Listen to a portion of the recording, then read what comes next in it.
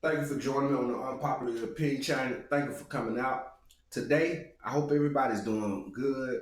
I hope everybody is managing to make it during these very, very challenging and difficult times. We got a lot going on. We got less than 2 months to the national election. We got about 3 months left in this year, probably less than 100 days. Things are speeding up real fast and things are moving real quick. But today, as I promised, I want to bring a video to you on a guy's channel that I've been following for some time, and he really does some good interviews and he brings insight to what was going on in different time periods throughout the United States in our past. In this video, he's discussing what was the climax of the people living in the South during the 1960s. And what he uncovered was astonishing to me because I didn't grow up in the 1960s. But what was revealed was enormous. And he had discovered an interview from Hosea Williams, with Hosea Williams giving his own testimony and word about the civil rights movement and what he thought about it when he initially started it and what he thought about it when it ended. There's a lot of questions that need to be asked, but without further ado, I'm gonna play this video. I can't play a lot of it for reasons of copyright strikes, but go on Dane Calloway's page, subscribe to him, go out and check out his catalog, man. He has tons of videos with his references listed on it, explaining to us what it took place in the past. Because if you don't understand your past, you never can understand the future. You're just moving blindfolded. And in today's time, we need to all do our part and we need to lift one another up. Check this video out. Dr. King's first civil rights effort, not talking about the buses in Montgomery, Alabama, after then he organized SCLC. His first civil rights effort was in Albany, Georgia.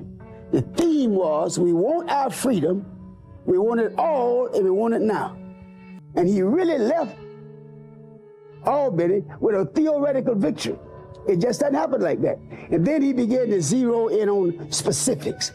And basically in Birmingham, it was public accommodations. Listen. In Selby, it was right to vote.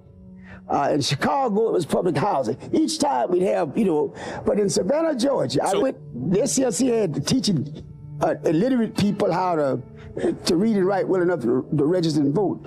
And I went back. Stop. The LC, okay, besides the fact that he said that he was working for the government and trying to get a year leave of absence, he also mentioned that the SCLC was trying to get illiterate people and teach them how to read and write in order for them to turn around and go register and vote.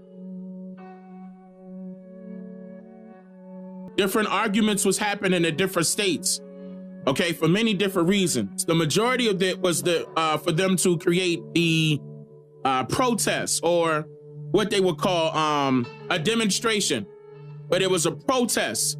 They were strictly trying to test to see if that can be utilized to their advantage. Can this be something that they can procreate other things that will work in their favor? But they will purposely cause confusion, purposely pop up, for example, in white-only places to cause confusion, purposely pop up in white-only restaurants, white-only gas stations, train stations, schools. Now, these weren't peaceful. Of course it wasn't. Because just think about that. If somebody intruded on your territory right now, on your home, right? They come in with a whole bunch of noise and it's only you and your family that live at your house, but they want to be a part of that house too, right? They come into your front doorstep bringing the drama. Like, let us live here too. Would that be considered peaceful? Yes, civil disobedience is the law term, because this was all done by force, because you cannot do that by yourself. I need you guys to understand that. These students, these college students and university students cannot do that without the help of the police of the state, the U.S. Marshals of the state, and particular government officials that just so happen to be Democrat. This was a political agenda, ladies and gentlemen. Remember Watch. this.